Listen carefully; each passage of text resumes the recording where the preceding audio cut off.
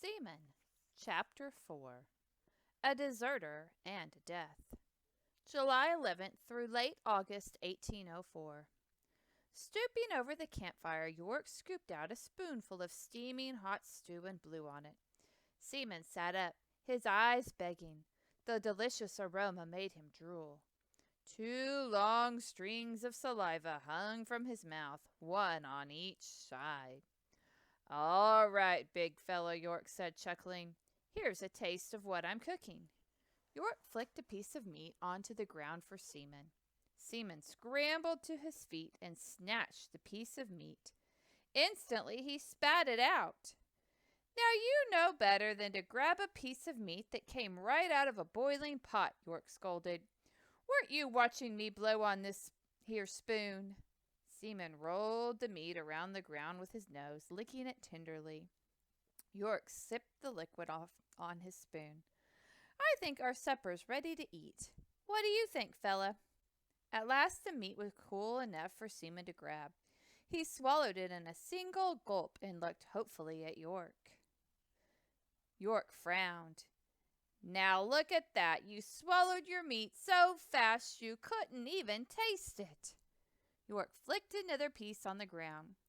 "This time slow down and chew." While York cooked, the captains relaxed by the fire, their writing desks on their lap and quill pens in their hands. Each captain had an open bottle of ink and a journal to write in. All around the camp, the other explorers sat in groups around fires, cooking and writing, talking and eating. Lewis looked up from his writing. "You know, William, I'm awfully surprised we haven't seen any Indians since we left Camp Wood." Clark nodded. "By my estimate, we've come over 500 miles up the Missouri. There's plenty of game by the river. I thought surely we'd meet up with a few Indian hunting parties by now." "The trip has gone so smoothly," Lewis said. He looked around the peaceful camp. "Perhaps too smoothly," Clark said. Lewis looked puzzled. "The men have gotten too relaxed," Clark explained. "Trouble never seems to come when you're prepared for it. It's when you forget to keep a watchful eye that problems develop." During that very night, a man was discovered asleep on his guard duty. That jolted the captains. Anyone who could enter an unguarded camp, steal supplies and guns, even kill their soldiers. The men needed to take their responsibilities more seriously. This, after all, was a military expedition into unknown territory, not a vacation trip.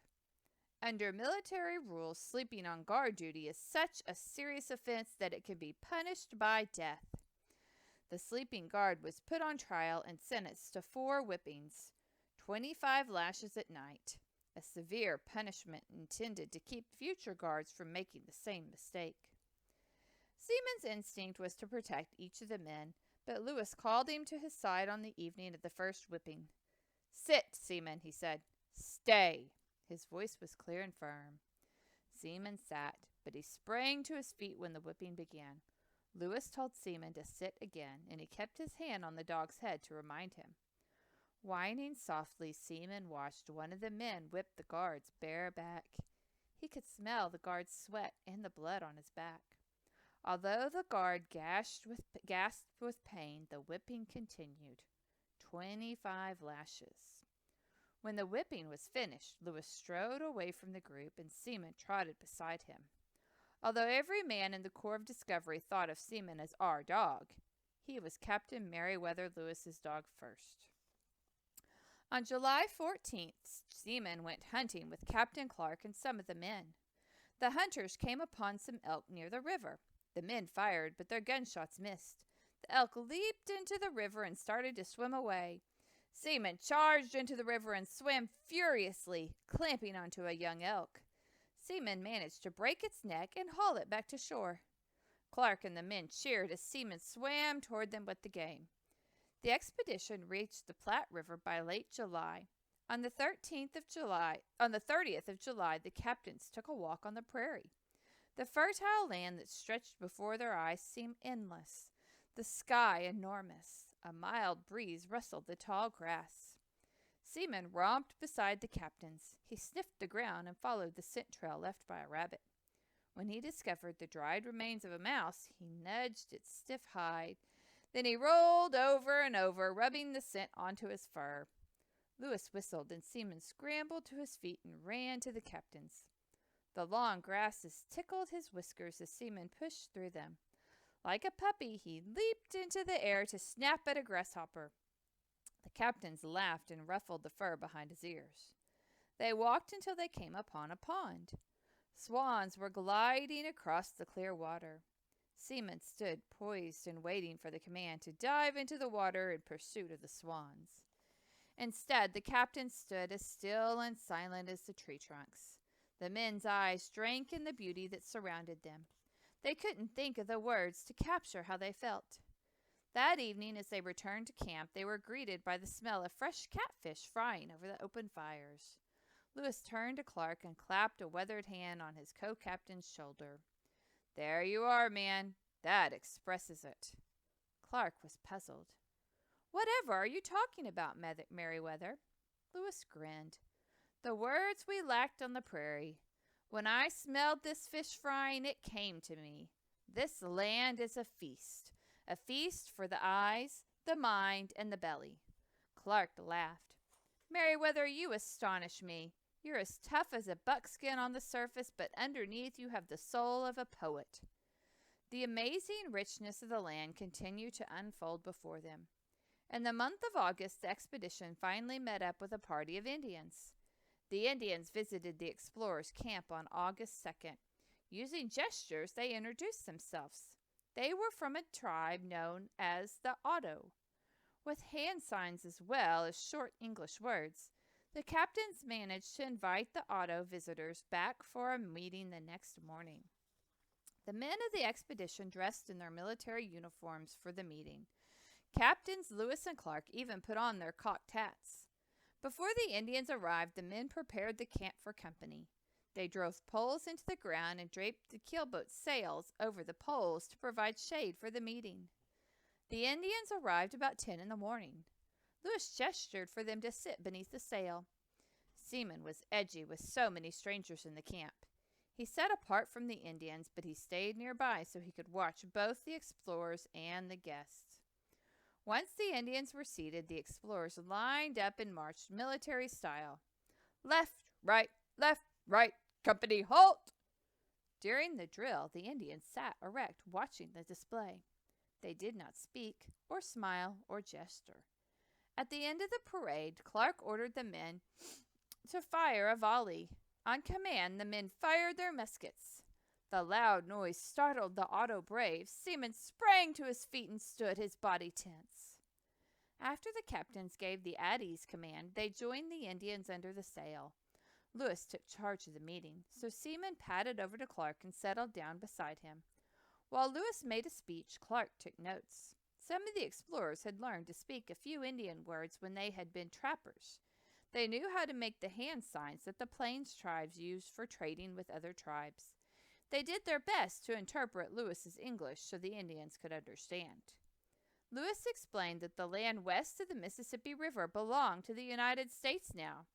The French had sold the territory in what was called the Louisiana Purchase. Lewis likened the situation to adopting a family, and he told the Ottos they were the children of a new father. This new father was President Thomas Jefferson. Lewis said the new father wanted to have a peaceful relationship with all his children. The whites would become the Indians' trading partners, and everyone would grow rich. Lewis spoke for half an hour. He encouraged the Indians to be friendly and helpful members of their new family. He told them to be peaceful neighbors to the other Indian tribes. But he also warned that if the Ottos caused trouble, they would be sorry. He said President Jefferson was the great chief of the 17 great nations of America, and he described how powerful the United States was, with trained armies and many weapons. If the Ottos tried to fight, they would be punished as severely as the fire consumes the grass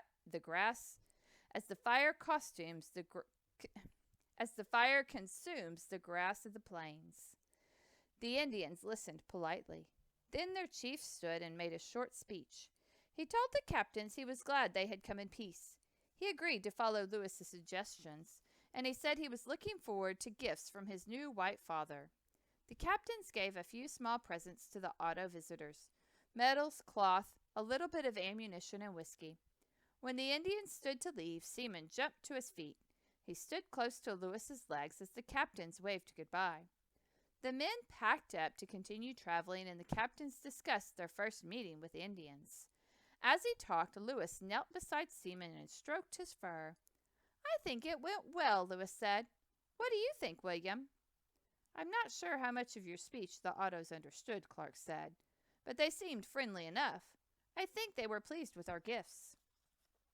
As the men pushed the boats into the river, they joked and laughed like schoolboys at recess. They had finally met some Indians, and things had gone so well. Coulter peeled off his shirt and threw himself into the water. He called Seaman to swim with him, and the two splashed around until the keelboat crew yelled for Coulter to take his pole. A few days after meeting with the Ottos on the 8th of August, Lewis was sitting in the cabin of the keelboat with his samples spread out around him. Seaman sat beside him, sniffing the collection of dried leaves and animal skeletons. Lewis weighed and measured, sketched and noted. As he wrote, he asked himself how he could describe what he was finding in the wilderness so that the scientists living in the big city like Philadelphia would be able to understand. Suddenly, Seaman stood up. The smell of birds was blowing off the river. He stuck his head out of the cabin and woofed. The smell was very strong. "Captain, take a look at this," called one of the men in front of the boat. Lewis rushed to the bow of the keelboat, with Seaman at his heels. The river had turned into a gigantic desert. It looked like it was into a giant dessert. It looked like it was covered with whipped cream, all white and frothy. Actually, the boats were moving into a sea of white feathers that stretched as far as Lewis could see. 3 miles passed, and still the feathers blanketed the surface of the water, 70 yards wide. Finally, a sandbar came into view. Lewis whistled, astonished. So many white pelicans stood on the sandbar that the ground beneath their feet could not be seen. The skinny, long-legged birds were poking their beaks into their feathers to clean themselves. As they preened, some of the feathers flew out and blew onto the water. As the keelboat approached the sandbar, mosquitoes swarmed thick as fog. Seaman rubbed them out of his eyes with his paws, shaking his head to dislodge the pests. He lay down and covered his eyes and nose with his front legs. The men ran their sleeves across their faces and beat the air around them to drive off the insects. Fascinated, Lewis watched the pelicans until the keelboat rounded a bend in the river. "Come on, fellow," he said, ruffling Seaman's fur. "It seems we have our work cut out for us. Just as I thought we were caught up with our field notes, we have a new wonder to describe for the scientists back in Philadelphia." He strode back into the boat's cabin, thinking about how he could make his words convey the picture on a sandbar coated with pelicans and a river white with feathers. The expedition faced its first serious problem soon after the sighting of the pelicans. First, one of the privates requested permission to return to an earlier camp to get his knife, which he had claimed he had left behind by accident. When the private did not return in a few days, the captains began to suspect he had deserted. They examined his bags and found he had taken all his belongings. Quickly, they sent a party to find and capture him. 10 days later, the deserter was brought back. He confessed not only had he deserted, but he had also stolen a rifle and ammunition. As punishment, he had to run the gauntlet 4 times. The men lined up facing each other, and the deserter had to run between them. Each of the men whipped or beat the guilty man as he ran through the gauntlet. Although the private had been chosen to be part of the Corps of Discovery, the captains decided not to keep him in permanent party of explorers. The following spring, when the smaller group returned home with the captain's notes and samples, the deserter would be sent back. The expedition was too dangerous and too important to take along a man who could not be trusted. Another problem developed, and this one was even worse than the private's desertion. Sergeant Charles Floyd had horrible pains in his stomach, and he could not hold down food. The pain grew worse, so Lewis made him a bed inside the cabin of the keelboat, and York helped watch over the sick man. Sweat poured off Floyd's forehead, and he clutched his stomach. Seaman stretched out on the floor beside the sergeant's bed. When the sergeant moaned, Seaman licked the man's face. Lewis had studied treatments for common ailments before the expedition began. He had talked with doctors about medicines to take on the trip, but none of the pills seemed to help the sergeant. Floyd's pain kept getting worse. On August 20th, Floyd died. He was 22 years old. Lewis did not know the cause of the young man's death. The captain only felt a great sadness that he was unable to cure his patient. The Corps held a funeral service for Sergeant Floyd on a hill overlooking a river. Seaman sat quietly, watching the men's somber faces. As they said farewell to Floyd, each of the men wondered how many would die before they reached the Pacific Ocean. Perhaps not a one of them would live to tell about their journey. As they prayed for Floyd, they also prayed for safe passage through the perils they would face. In Floyd's honor, the captains named the place Sergeant Floyd's Bluff. The expedition kept moving up the Missouri River, but the mood of the explorers had darkened. After the men went to sleep at night, the captains stayed up to take latitude and longitude readings. They talked as they worked. We've had two major problems with our men this month, a deserter and death, Lewis said, his face grim. Seaman padded over to Lewis and flopped down noisily beside him. He nuzzled Lewis's hand. Just 1 month ago, everything seemed perfect. What will go wrong next? Clark stared at the sky. We're coming into Sioux territory, Meriwether. We only had 50 men, and now one of our sergeants is dead? I'm worried. The Sioux are a powerful collection of tribes. I've heard trappers say that other Indian tribes are terrified of them. Clark frowned and stood up. I guess there's no point in guessing how the Sioux will greet our Corps of Discovery. We're sure to run into them soon. Then we'll find out.